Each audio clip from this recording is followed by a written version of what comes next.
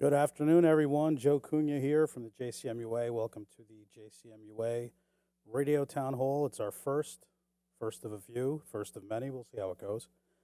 I'm your host again, Joe Cunha, the Executive Director of the JCMUA. JCMUA, of course, stands for the Jersey City Municipal Utilities Authority. We are charged with operating the city's entire water system, and also we are the owners and operators of the sewer system citywide. My guest this afternoon is a well-known figure throughout the city, having spent, I think he's on year 27 in Jersey City.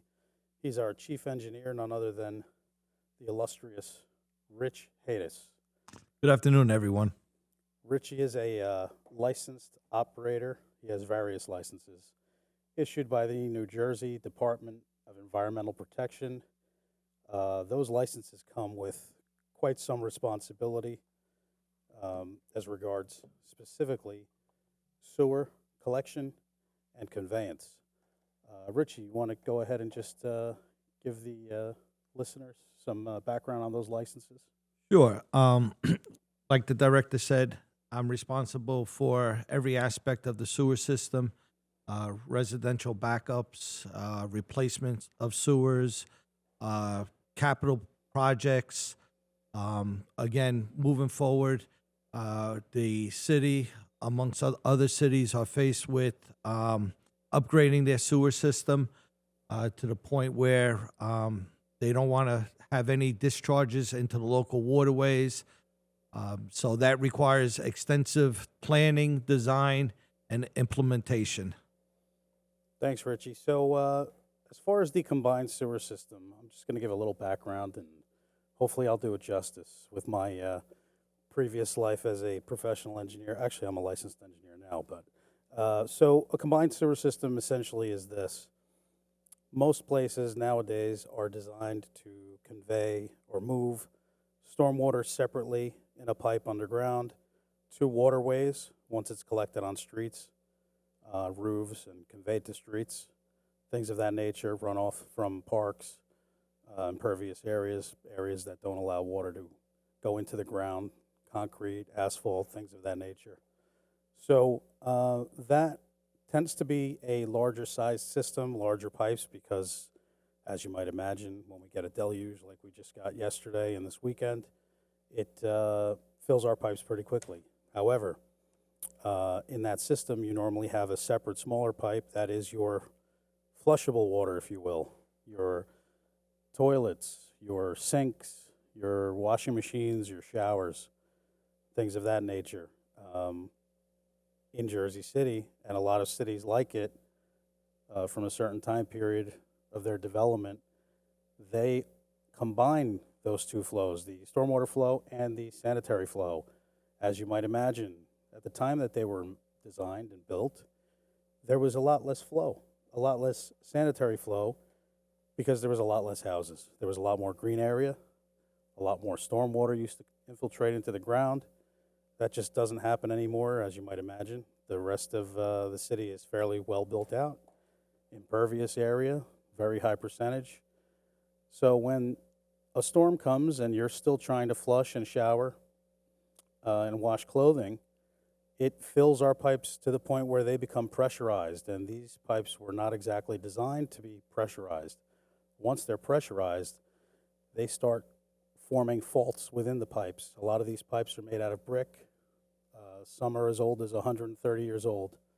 I'd say they probably average, and Richie could correct me on this when I give the floor back over, probably averaging about 70 to 80 years on the pipes underground that convey the combined sewer overflows.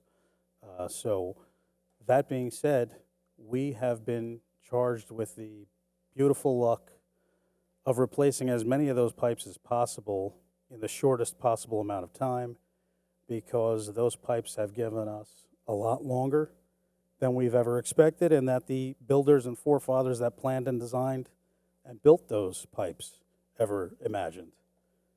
In college, we're taught, and Richie could correct me on that as well, to design for about 50 years, maybe 75 years maximum. And that's with factors of safety. But imagine 135-year-old pipes still active It's pretty amazing. Pretty amazing the way they did that back in the day. Richie, let me ask you, what do we have coming up as far as some of the combined sewer overflow replacement? And why don't you just go ahead and touch on how we got to the point where we are, starting with 2010 and our little spat with the U.S. EPA, the Environmental Protection Agency. Sure, Joe. Just to reiterate what the director said, not only that we're faced with the growth of Jersey City and the pervious areas, but we're also faced with the type of storms that we're having. When I first started, storms weren't at the magnitude that they are now. When we have these heavy rains in such a short duration of time, the water cannot get into the combined sewer system. And having a combined sewer system means that all dry weather flow goes to a pump station and gets pumped over to Passaic Valley in Newark. During wet weather events, when the sewers become inundated and surcharged, we have 23 CSO outlets along the Penhorn Creek, the Hudson River, and the Hackensack River, in which the sewage is diluted, is able to go out into the surrounding waterways and release for about 24 hours into the system until the system gets back into its normal operating condition. Based on that, what we find out is I'm a big component of sewer separation projects. Sewer separation projects in Jersey City is very helpful, in which we collect all the stormwater runoff that enters into the catch basins on the corners, sometimes in the middle of the block, and we install a new separate storm sewer, parallel to the original sewer, in which we're able to get into the surrounding water bodies. Again, Penhorn Creek, Hackensack, and Hudson. That creates a more room inside the combined sewer system, allowing more capacity, allowing for, more users to use it during the rainstorm event. The only time that becomes a challenge is when we are in the middle of the city and we don't have the surrounding waterway to get to. One of our biggest problems is existing utilities. There's not enough real estate in the middle of the street to run a separate sewer without hitting either gas lines, Verizon lines, any of the other utilities that are essential to the residents of Jersey City. In those areas, what we try to do is increase the pipe size to allow for more storage during these type of rain events. Back in 2008, the city of Jersey City was faced with a consent decree in which required the municipality to replace any sewers which were categorized as a 3, 4, and 5, meaning 5 is the worst integrity. A collapse could happen at any given time. We've been working toward that goal with the U.S. EPA and the EPA. And again, it's challenging because it's a very tight city. Residents are, they have no room to park, the noise level. And Jersey City has a lot of deep and large sewage, which requires large excavations, which takes a lot of time to install the new sewers. We have several projects coming up down the line in which we'll be doing sewer separations in Country Village, on New York Avenue, in Nelson Avenue, Princeton Avenue. These are where we're able to get the water, the stormwater out to the surrounding rivers. The other areas in which we're upgrading the sewers are in the inner city, which a couple of the few projects that are coming in the next couple weeks would be downtown Jersey City, West Hamilton, areas like that. But the list is ongoing, and we're going to continue pushing through to get the job done.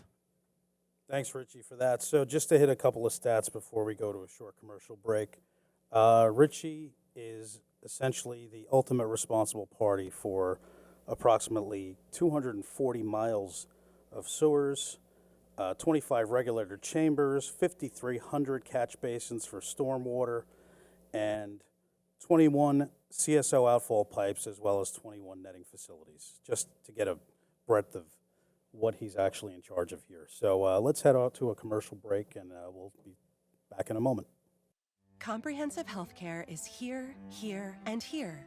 RWJ Barnabas Health is healing, enhancing, and investing in Hudson County with its 2 newest locations, Hoboken and Exchange Place. Within walking distance or accessible by mass transit, our locations combine convenience with primary and specialty care, including cardiology, women's health, orthopedics, cancer care, and more.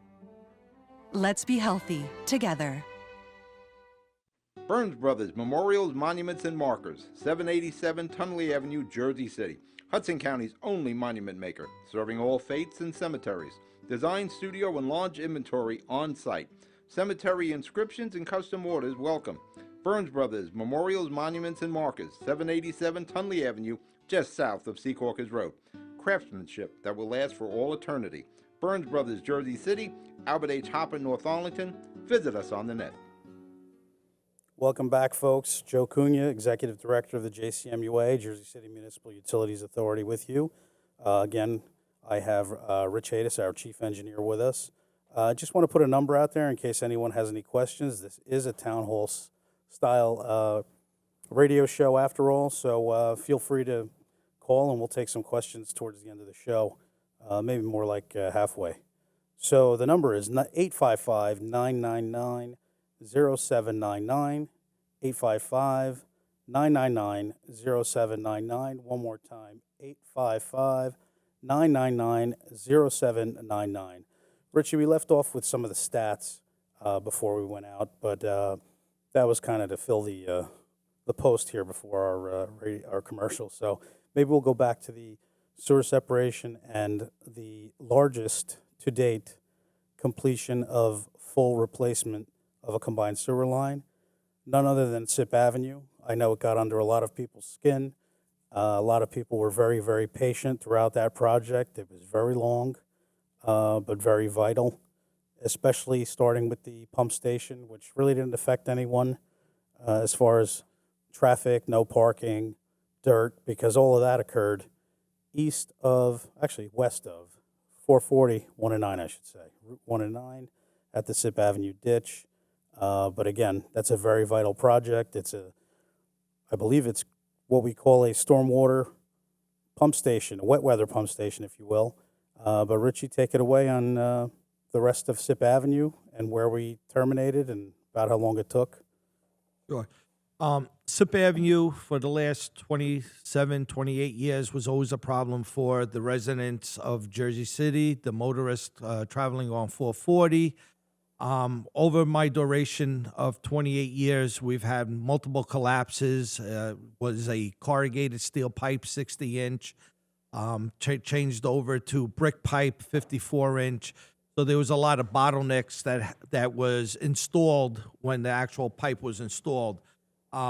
West Side and Sip Avenue, we always had to rescue people, water being 3 to 4 feet high, inundated cars, businesses, and shut essentially 440 West Side Avenue down. Over the time, we developed a sewer replacement project from Kennedy Boulevard to West Side Avenue to Route 440. But again, remembering when I mentioned about water entering into the waterways, one of the problems with a combined sewer system is you could have 2 inches of rain at low tide, and the water enters into the water body with no issues. The problem is when we have a high tide or a full or new moon in which the tide level is higher, the water can't freely discharge into the system and builds head upstream, meaning the force of the water builds up and then it comes out of its weakest point, which could either be catch basins or manholes. So every time it rained heavy, we would have to reset manholes and, shut the street down until the water recedes. The water would go down, we would clean it. But in the meantime, we realized that just replacing the sewer was not good enough. So what we have installed is a stormwater pump station, which actually takes the gravity-fed water from entering the waterway and actually forces it into the Hackensack River. That allows for more water to enter into the system. Since we have implemented these changes, again, replacing the sewer with a larger diameter pipe, stormwater pump station, we also did some sewer separation to allow the water to get away from the intersection of West Side and SIP. The last couple of rainstorm events over the last 2 years, we have not received any issues, calls regarding intersections flooding or traffic that builds up on 440 because the intersection is underwater. That cost of that project, including the pump station, was probably in the range of about $12 million, $8 million for the actual sewer replacement and another $4 million for the actual pump station. Now, to that effect, we are installing these, what we call the stormwater pump stations throughout the city where we can. We already have one at SIP, one at Minna Drive, one at Mill Creek, another one at 6th Street, and the one at the foot of Essex and Colgate, where the Colgate clock was. These proved to be worth their weight in gold only because, again, when we have these high tides or even a hurricane, we're able to get the water out to the surrounding waterways as opposed to building up into the sewer system, eventually going into residential homes and blocking the intersections for emergency vehicles to respond. We also have a couple other proposed pump stations on 18th Street and Marin Boulevard and 18th and Grove. That those two intersections are noted to constantly flood because they tie into a storm sewer that goes out to the Hudson River. We are working with property owners to try to acquire the property, and we're moving forward with those pump stations, Joe. Very good. Good wrap up there, Rich. Thank you for that. And SIP Avenue, I remember seeing a picture, or actually it was a video, during Storm Ida. We call it Storm Ida. It was more like a hurricane, where we saw significant peak flows due to the heavy rains. SIP Avenue and West Side, I've always called that the worst flooding intersection in the city. I saw that Honda Civic, I believe it was, the water was up to just above, or just below, actually about an inch below the top of the window. And Richie, I think that's where you went out in, was it hip waders or just right in your raw clothing to assist with trying to alleviate some of the flooding? That is accurate? correct. Yeah, right? Yep. Did you have hip waders on? Not that it mattered. At that point, it was up to your chest, right? Yeah, there was no time. And just to remind everyone, I think we kind of glanced over the fact that, yes, these pipes do overflow out into these waterways. And remember, it's mixed with sanitary, so it's not something that we ultimately want. What we would want is a completely separated system where only pure stormwater runoff goes out into the waterways, and all of the sanitary from your flushing, washing, goes to the treatment plant in Newark, as he mentioned earlier, Passaic Valley Sewer Commission, the 5th largest in the country, one of the largest in the world. So you might be wondering, how does the flow normally go during dry weather? Well, there are a system of these regulated chambers I touched on before with overflow walls inside of them that most of the time during dry weather, or assuming there's no unusual system overflow event, it travels through piping all the way down to one of two large pumping stations that were formerly treatment plants. One down by Liberty Science Center across the street, right where they're building the SciTech City property, which the pump station portion of the plant still exists today and must exist.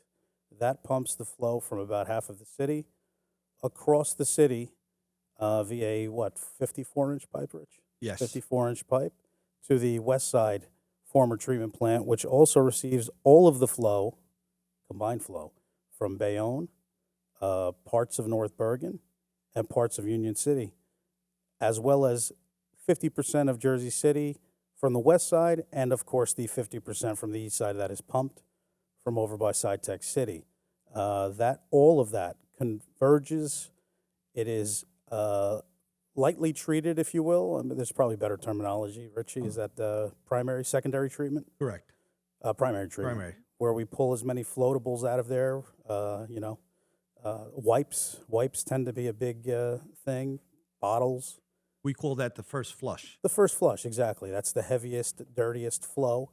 A lot of the stuff that comes off the street that makes it past the catch basin grates, things that people stuff down their toilets that somehow make it through.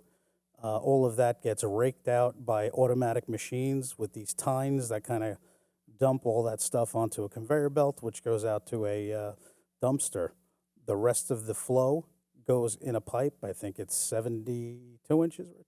That's correct. 72 inches under the Hackensack River and daylights inside of the Passaic Valley Sewage Commission. That flows 24/7 nonstop without hesitation. We used to have storage on the east side at the former treatment plant of I think it was about 10,000 gallons. Is that accurate, Rich? Correct. That we used to use when we needed to maintain the system. That bought us maybe a few hours. When it was bone dry, we would let it fill up and hope that nothing overflowed while we were getting our repair done and that the repair was done on time. We no longer have that luxury, so the east side must continue flowing at all times, and the west side, of course, flows at all times as well. We stopped that temporarily. We don't have much storage there either.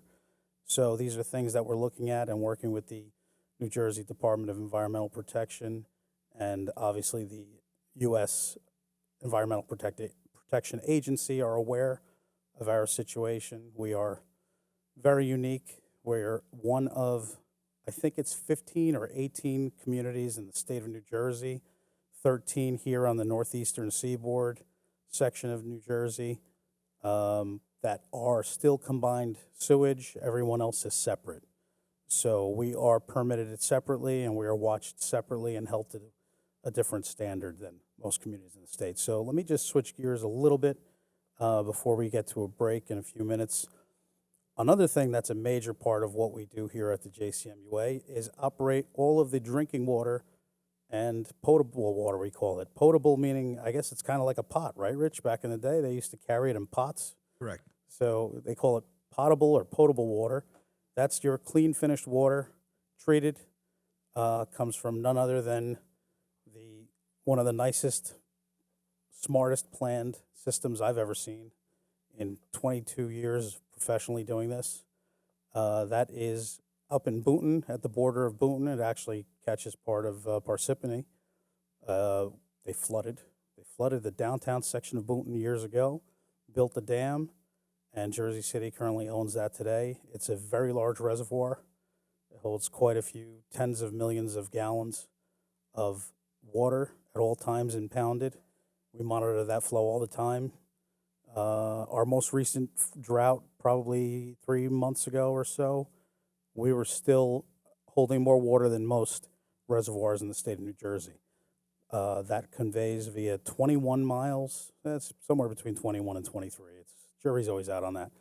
Largely along Route 3 and west of Route 3, and comes under two rivers, Passaic River, and then the Hackensack River, and the daylight's up at Troy Street, near the site of the former Reservoir 1, actually Reservoir 2 and 3 in Jersey City. Reservoir 1 is obviously the reservoir in Boonton.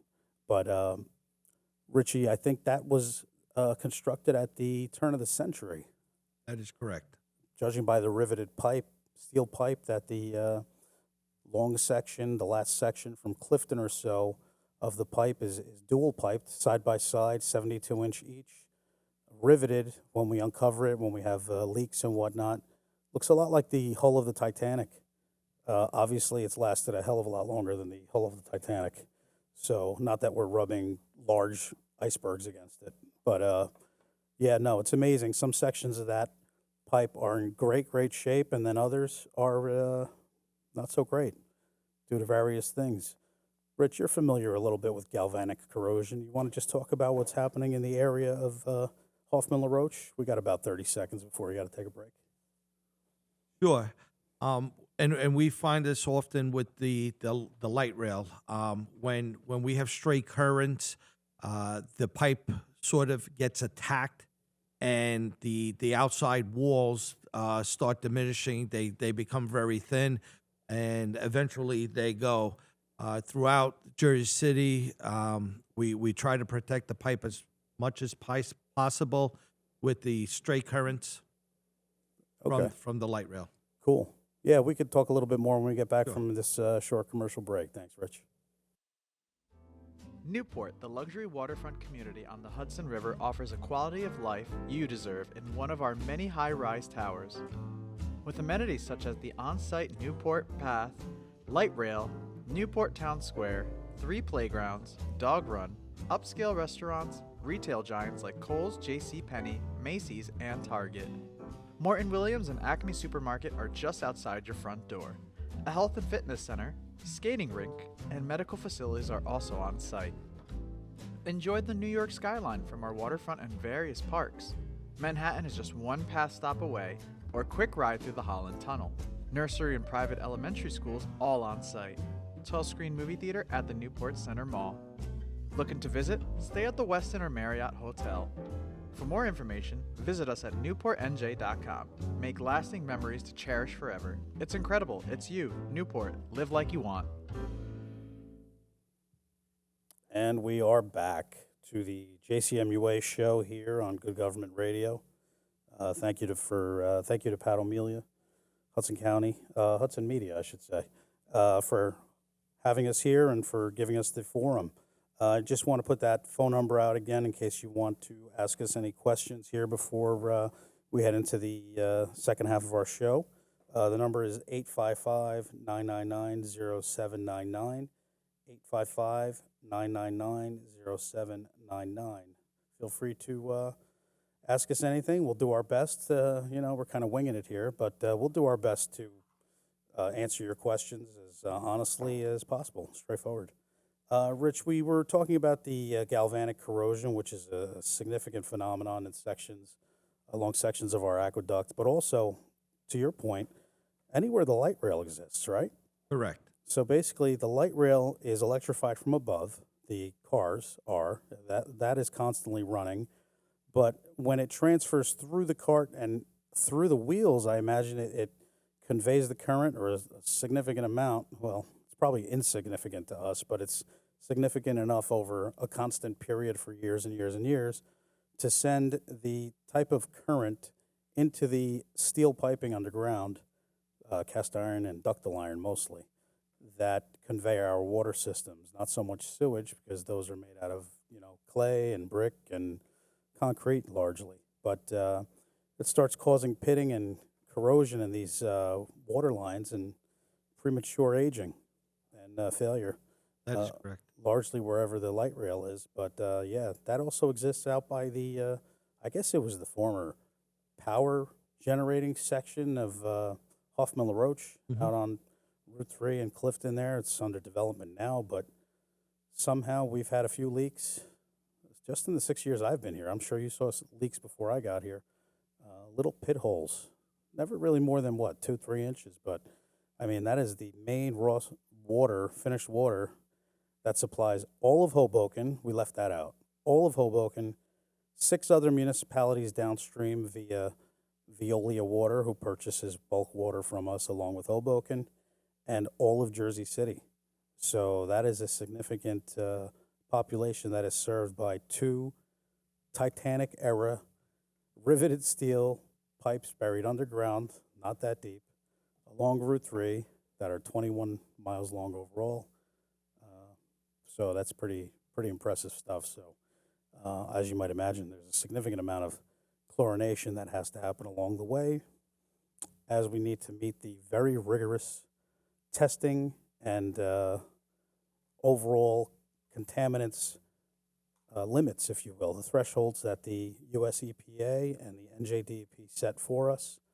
Veolia, our water treatment operator, they manage $17 million contract per year, plus or minus, and depends on if there's additional work necessary each year to not only manage the impounded water at the reservoir, to run the treatment plant up there, pull all of the particulate matter out of it, run the chlorination, and then every single day, this is important to note, through various stations. I don't think it's quite 100 stations, but designated areas, most of them are properties or buildings throughout the city that are designated, registered testing stations with the New Jersey Department of Environmental Protection that we need to test for various contaminants. I want to say it's about 30 to 50 different contaminants. And those samples are taken every day so that by the end of 1 month, they have completely tested every station in the city. That is registered. I believe that is actually posted somewhere on the NJDEP websites for, I think it's the Bureau of Drinking Water.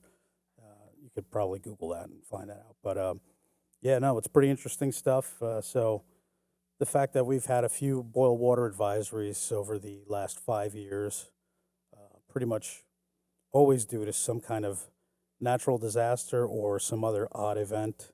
I think there was 2 within the last 5 years. It's kind of remarkable, and I think there were a few before that in the previous 15 years. So it's pretty remarkable that that amount of water in that length of piping and that age of the piping, which also accumulates various mineralization and whatnot, would only generate those types of warnings. So, Richie, let's talk about the significance of the partners that we have in helping us rebuild the city underground while towers sprout out of the ground, and what impact that has to our infrastructure. Joe, before we go into that, I'd just like to explain to Sure. the residents how when we come up with a sewer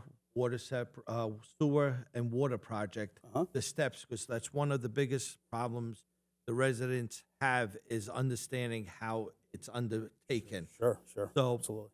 the sewer is the deepest utility. Water's 3 to 4 feet deep. What we found again with old infrastructure is when we're replacing the sewer main, if there's any disturbance of the soils around the water main usually breaks, causing an unannounced outage of water. And again, we learn from our mistakes. So what we do is, if and when your street is going to be replaced, the utilities, number one, what we do is we send out a notification that your street will be worked on by water sewer. We also hold community meetings for the residents to ask any questions. But one of the biggest issues is that the resident doesn't know the procedure. So what we like to do is first replace the water main. So that would require a trench 3 to 4 feet deep. We try to keep the existing water main in service. If not, then we do a bypass. If we find another location, we run dry pipe. We don't like to shut the water mains off, providing residents without water during the day. So most of the transfers of water occur at night when people are sleeping, less usage. What we try to do is get the water main in, we do the transfer, and then we start the sewer. So if we started at 1 Smith Street, we go to 50 Smith Street, we bounce back and do the sewer starting at 1 again. And then we continue that until we finish the sewer. Then what we do is we flip back again to 1, and we do the water services, all the services from the house to the water main. We put in all new copper services. We go from 1 to 50. That meaning that's the 3rd time that we'll be working in front of your house. And then last but not least, then we do the sewer service, the sewer that runs, the lateral that runs from your house to the sewer main. We put a new one in with cleanouts terminating at the curb. So basically, we bounce back 4 different times to complete the infrastructure upgrade project. Last but not least, then we come back for the 5th and 6th time. 5th time, we do restoration, whatever was affected by the installation of the water and sewer main, we restore to its original condition.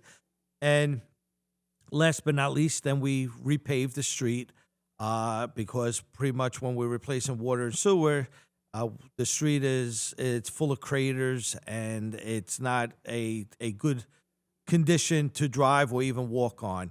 So, Director, I just wanted to bring that out because that's one of the biggest questions that we have is how Yeah. can we keep on bouncing back and forth, 4 to 5 different times and not just complete a section 1, 2, 3, and 4. So, Super important, and thank you for bringing that up. I wanted to give kudos to the Department of Infrastructure, who we work very closely with.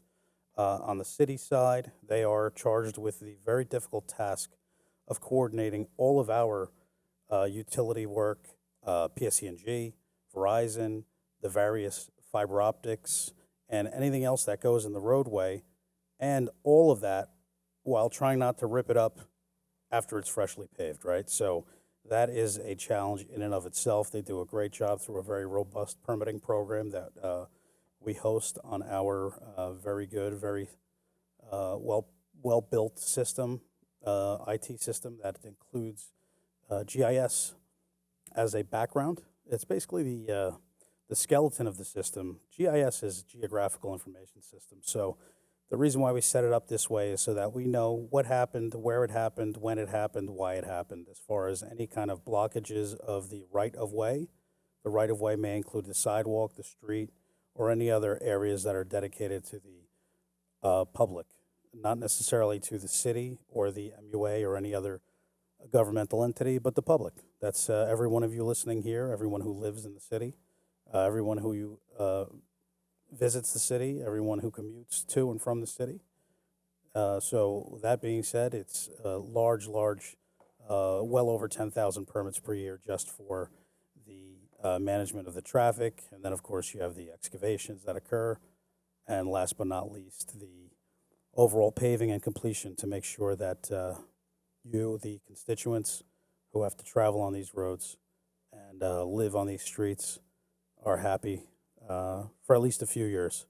I say at least a few years because no matter how hard we try to do this and combine, there's always going to be houses that are going to be ripping up a section of the roadway that need to connect a new gas line or a new water line or a new sewer line, or the electric needs to be buried. There's various reasons why that would happen. So, from my years as the city engineer and the director of engineering, traffic, and transportation, I did about 4 years.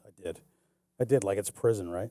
No, I served in that capacity from September of 2015 through September of 2019 when I took over here as the executive director of the MUA. And fun times, but, very difficult times. Barka Patel is the director of infrastructure from my former team. Her deputy is Drew Banghart, and the various employees beneath them. They do an excellent job. The former city engineer who replaced me, Paul Russo, also did a great job. He left us a couple years ago to greener pastures. But yeah, no, this is not an easy job. It's just a handful of people managing a lot of work, a lot of contractors, and then, of course, we have to keep everyone happy while we do that. That includes, the powers that be, right, Rich? You've been doing that for 27 years, one of the best in the business. What do you want to tell everybody in the powers that be category? well, Jersey City being an old city, old infrastructure, I deal with a lot of the residents on one-on-one basis. I usually tell them it's a lifelong improvement for the block, for the city, and it's a short inconvenience. It's easy for me to say that because I don't live there. I just, ask that when and if we do come to your block, that, we have open communication. If there's anything that myself or any of the team members at the MUA can help with, again, we learn every day. We understand what residents go through. They come home from work. They want to, park. They want to go in the house. They don't want to hear the jackhammering. They don't want to, hear the noise outside, the dirt. But I feel that open communication is the best way to get the job done in a professional manner. And again, we hand out notifications. We're more than happy to have community meetings. We provide our email addresses, our telephone numbers for anybody that has any questions, comments, concerns, complaints. just give us a call, and they will be addressed accordingly. Yeah, speaking of, in the meantime, again, the number, reach out, give us some something to talk about, some questions, whatever you have on your mind. 855-999-0799. That's 855-999-0799. And just one thing about the mantra and the leadership that we consistently push at the MUA is we don't have one boss, two bosses, 5 bosses, 12 bosses, nothing. We have 300 some odd thousand bosses, and that's every single one of you, every day of the week, nonstop, and that is very important to operate that way. We're going to go to another commercial break. Please make your phone calls, 855-999-0799. We're looking forward to hearing from you and speaking with you. No one plans on heart disease, but everyone should have a plan for it. We help patients of all lifestyles and medical histories plan for healthy hearts. We offer convenient screenings without judgment, hundreds of preventive programs, and women's heart specialists. And we're the largest cardiac surgery program in New Jersey. Make plans for a healthy heart with RWJ Barnabas Health. Let's be healthy together. Consumer Carpets, 3408 Kennedy Boulevard in the Jersey City Heights, your one-stop store for residential and commercial floor treatments, carpeting, linoleum, tiles, laminates, hardwood floors, area rugs, remnants, all major brands, all in stock. Free estimates, same-day installation. Consumer Carpets, it's savings, selection, installation. Credit cards and debit cards accepted. Financing available. Consumer Carpets, price to fit your budget, installation to fit your schedule. On the net at consumercarpets.com. Consumer Carpets, Jersey City, 201-792-2712. Be on the phone? Yeah. And welcome back, welcome back. Joe Cunha here, Executive Director of JCMUA with Rich Hadis, our Chief Engineer, Senior Employee down at the MUA. Probably the second, third. Give us a number, Rich. Within the 10. You're within the top 10 not oldest, longest serving. Sorry. Yes. Don't worry. He's not that much older than me. I can't talk like that. I've been doing this, 23 years professionally, and Jersey City is a homecoming of sorts for me.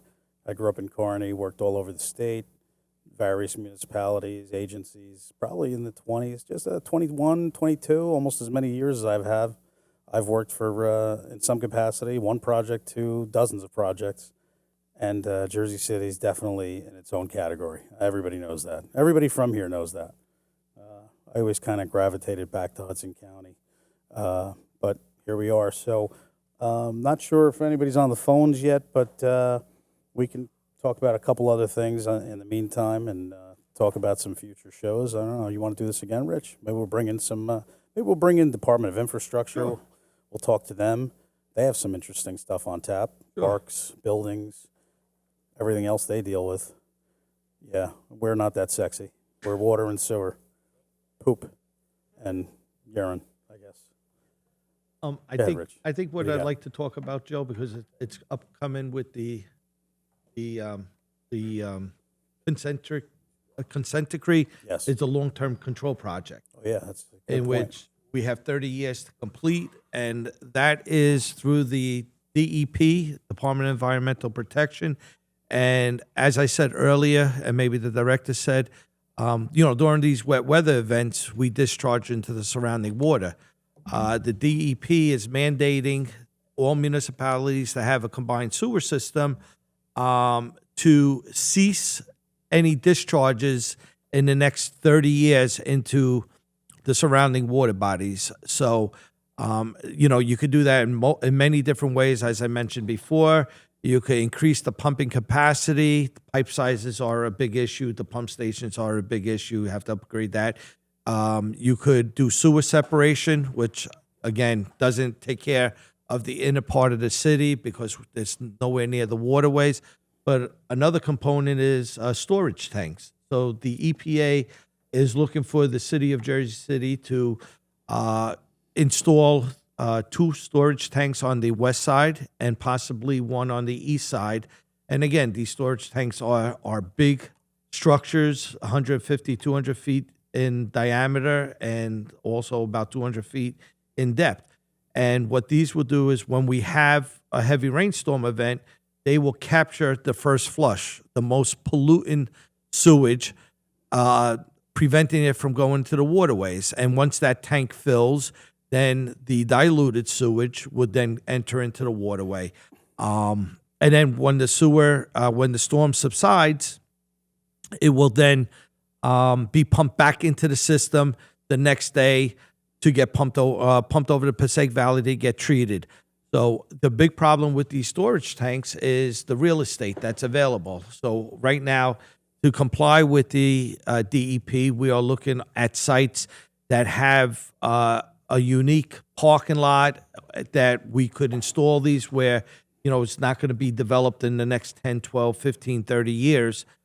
So that's one of our tasks that we're doing now, talking to property owners on the east and west side of Jersey City to see where possibly we could install these tanks. It's a very costly proposition, of course, and there's more things that could go wrong with them, as they require dewatering, cleaning on a regular basis. Significant maintenance, yeah. And I think the original cost estimate on those was about $80 million each, depending on the size, but that was for about 10,000 gallons, if I'm not mistaken. But that is correct. Yeah, so not cheap stuff. So just to give a little bit of a breadth of how much we've spent just in the last 6 years, both replacing sewers and water mains and the grid alike, we're probably in the magnitude of about $550 million. But really, I mean, the request list or the wish list was well over $3.5 million as of 2 years ago. Billion, 3.5 billion in absolute need. So as you might imagine, that takes quite a while to build. In 6 years, 550 million. We got a ways to go. I just hope that it lasts long enough and doesn't all fail at once. So we're doing our best. Bear with us. We mean the best. We really don't want to jam up traffic and whatnot, but it's just part of it. So let me just talk. I know we're shifting gears a bit here, but something I really want to tout, and Richie, I'm sure you're pretty proud of this too. We were able to complete a $14 million project, largely us, with a portion done by the Board of Ed. In every single school in Jersey City, we got the lead out. We removed every lead component, including the actual service lines from the street, and brought the essential lead levels down to near zero, if not completely zero. They should be completely zero, or non-detectable, I should say. Correct. We don't use completely zero. We use non-detectable in the industry. At every single school in Jersey City, that's something we're very proud of. The administration supported us heavily and pushed us, and we're very happy about that. It was a little difficult to get access and coordinate with the Board of Ed initially, but a little bit of encouragement, a little bit of embarrassment of, we got to make it. We got to make some lemonade out of the lemons. We have to be the lemons. Mm-hmm. We got great lemonade. What would you say? I would say the That same accurate? thing. But again, also not only with the school and the leads, but also about the lead program with the resident. Great point. So yeah, absolutely. We started we're wrapping up our second phase. Total of what? 1,500 services of an original estimated 16,000 services that we thought we had in the city made out of lead. And by services, I mean the taps, the lines that service each house or building or industrial or commercial structure throughout the city. Yeah, I think we're close to 37,000 total services. Yeah, we estimated about 16,000. In these first two programs, it looks like we're finding only about 30 to 35% of that number, which is a great thing because the original estimate was $290 million to get all the lead out citywide. We're going to be putting out subsequent phases. The DEP has set, and actually the legislature, along with the governor's urging, about 3 years ago set a 10-year clock on every lead-containing municipality in the state of New Jersey to get the lead out. So we're also very proud of the fact that we are not charging individual homeowners who do have lead lines directly. It's a large enough problem and costly enough that we were able to spread that out over the entire ratepayer base. So that is something that we are also proud of, and we're right on pace to hopefully beat the 10-year clock, right, Rich? So is it 2033, 2032, something like that? Yeah, 10 years. So that's a great thing. A couple other things. I Not sure if we got anybody on the phones. Probably not. It's also our first time. We'll broadcast that better next time, or put it out there a little sooner. Hopefully, everybody gets a a taste of this and aren't bored out of their minds with me and Richie just blabbing back and forth here. But so one other thing that the DEP and actually the city's been very progressive on this, and it's a great thing, is diverting that stormwater. Let's go back to the very beginning, the first minute of me talking today here. I talked about how the city used to be a lot more green, and a lot more water used to be discharged underground and recharged our water table. Well, the fact that we covered almost every square inch in the city and are 90-some-odd% impervious, which means impenetrable of water, we are starting to incorporate wherever we can control, which is the rights of way, as I mentioned before, sidewalk areas, street areas, to green it, make it green through something called green infrastructure. As we build these streets and complete our projects, we are incorporating as much stormwater as we can to get sent back into the earth and out of those pipes that are severely undersized to handle the combined sewage overflow. The DEP, through the funding partner we have, our large funding partner, the New Jersey Infrastructure Bank, NJIB for short, they offer up to 50% forgiveness on this type of infrastructure. So we're really going to try to take advantage of that as much as we can, because that every bit of that installed in a cost-efficient manner helps us save money on your rates that you are charged each month as account owners. But more importantly, it gets us closer to our goal without having to spend the tremendous amount of money of sewer separation everywhere. But it gets us closer to our goal of I think it's 85% capture. Capture is capturing storm water overflow so that they don't go into the waterways mixed with sewage, sanitary sewage. So I think, Richie, the last time we measured this, we were about 52% capture. Correct. Which is not fantastic. That means you're capturing maybe half of the overflows. The rest goes into the waterways. Correct. But I'd say with the work we did, just shooting from the hip, we're probably at a solid 60 to 65%. That means we still got 20% to go, but that last 20% is going to be very costly, and it's going to be very slowly incremental to amass and to accumulate. So you want to talk a little bit about what else we're doing with the green infrastructure, the maintenance, and how we're keeping up with that? During the winter months, green infrastructure is pretty much a standalone issue. But as the weather is approaching us, the warmth, we're going to be maintaining multiple green infrastructure sites throughout the city. We'll be implementing them within our projects where it can work with the Department of Infrastructure. We try to do the best we can with regard to issues where the big component of is the garbage that blows or ends up in the actual infrastructure swales. I'm going to touch base on what are bioswales or rain gardens. You'll see these if you drive throughout Jersey City. There a lot more developers are implementing them as required, right, Rich? As required. Yeah, redevelopment plans are requiring it. The NJDP stormwater regulations. Correct. And basically, it's a garden with two curb cuts, one to allow the rainwater running along the curb to enter into the garden. What we want is the garden to absorb a lot of the water before entering into the sewer system, and whatever excess flows out either goes back into the curb, along the curb, and goes to the nearest catch basin, or there are overflows into an existing catch basin if it's close by.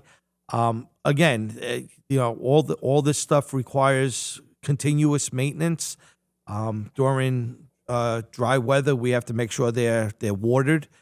We have to make sure we clean them.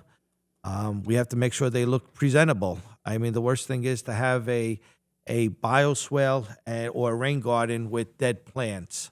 So very good, Rich. Thank you. Oh yeah, all that's called green infrastructure. So we can speak a little bit more of that when we get the Department of Infrastructure in here, who are a great partner.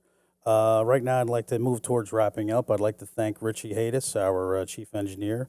Pat O'Melia and John Hines from Hudson Media for allowing us to have this segment on the Good Government Radio Show. Next time, our number is 855-999-0799, and catch us on our website, www.jcmua.com. We've enjoyed this immensely, I think, Richie. I guess we're looking forward to doing it again sometime soon. Of course. Awesome. If Pat will have us. Pat, hopefully we didn't mess this up too much. But, yeah, looking forward to it. Hopefully we could get some questions in the meantime. Feel free to send us any questions you might have on the website, wherever the link is for submitting your questions, and we will list them and get ready to add that to our list next time. Thank you so much, everyone. Enjoy your time. Looking forward to talking to you again. Thank you. Thank you.